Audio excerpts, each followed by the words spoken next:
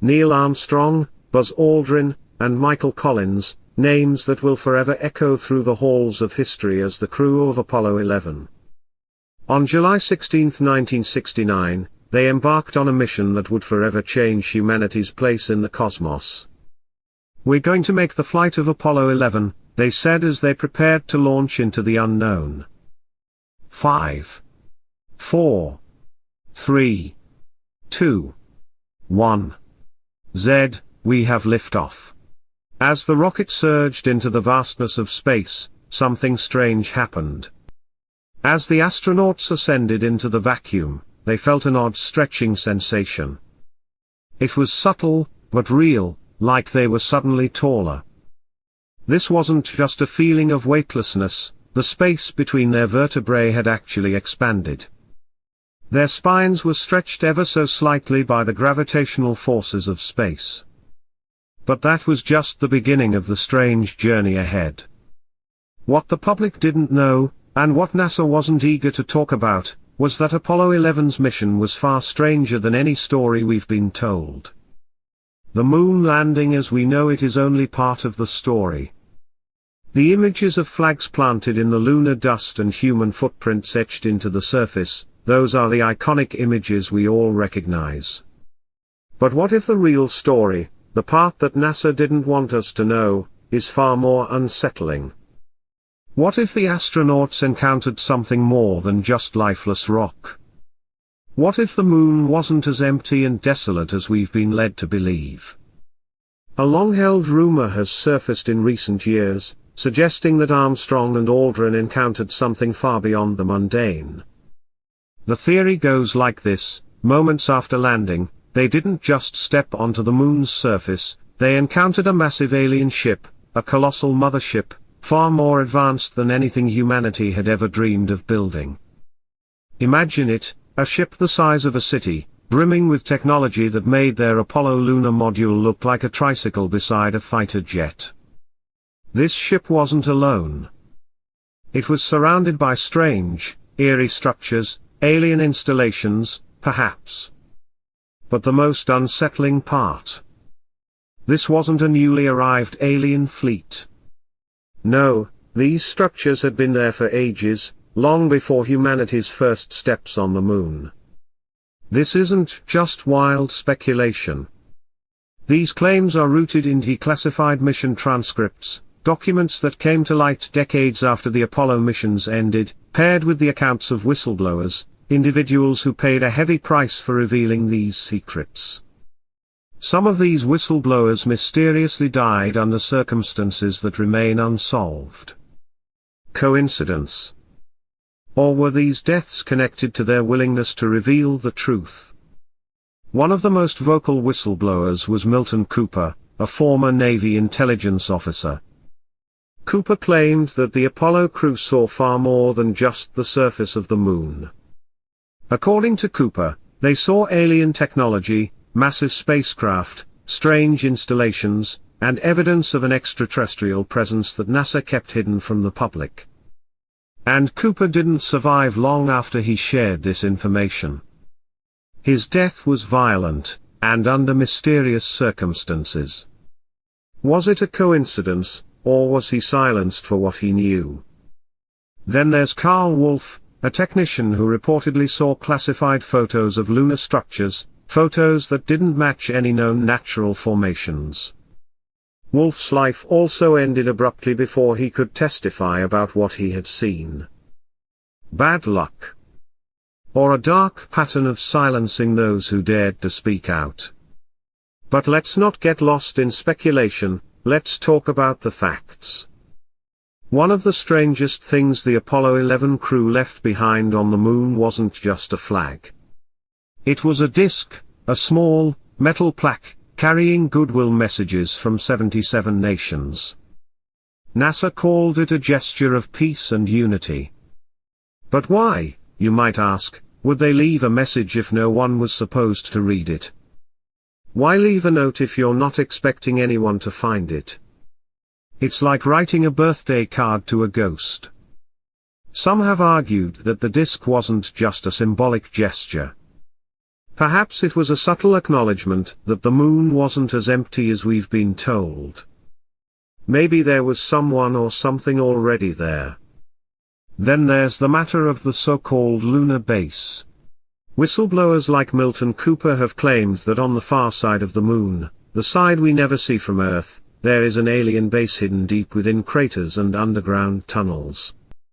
According to these whistleblowers, the far side of the moon is home to mining equipment, vast spacecraft, and other advanced technologies that were built by beings far more advanced than us.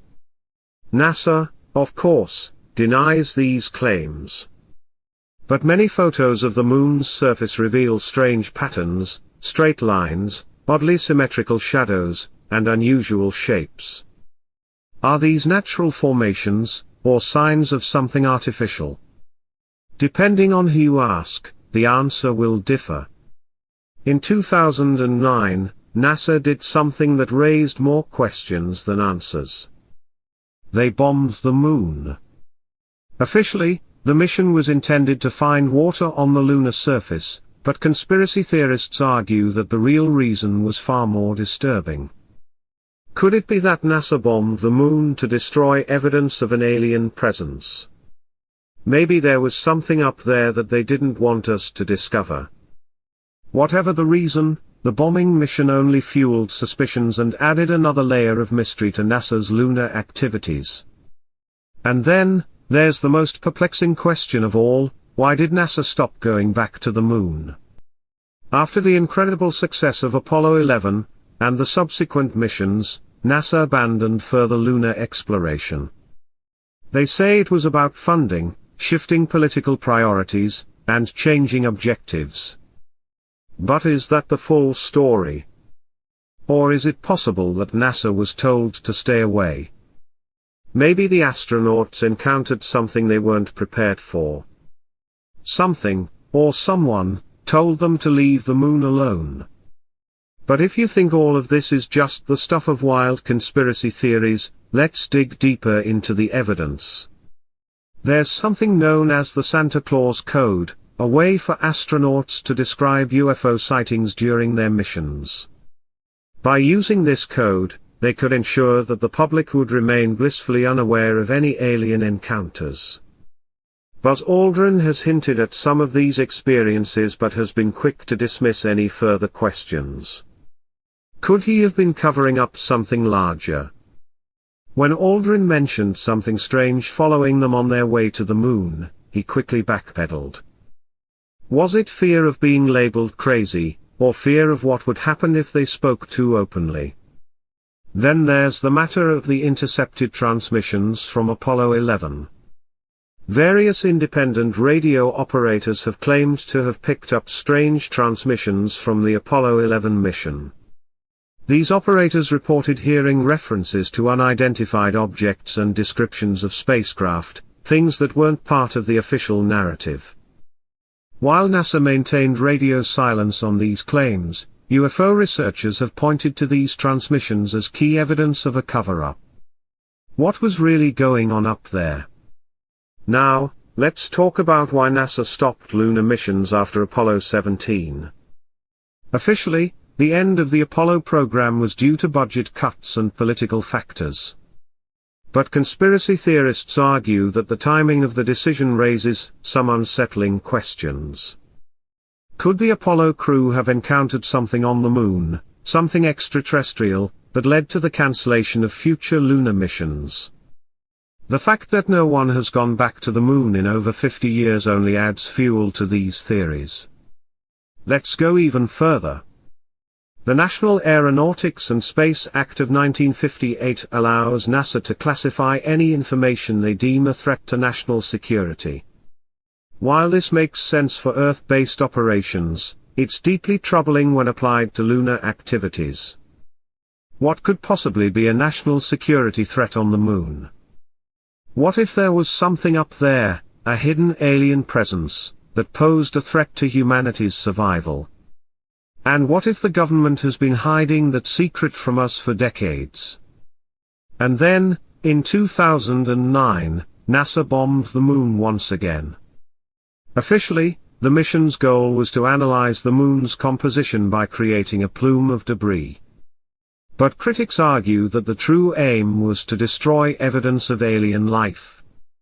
Perhaps NASA was trying to erase any traces of extraterrestrial activity on the lunar surface.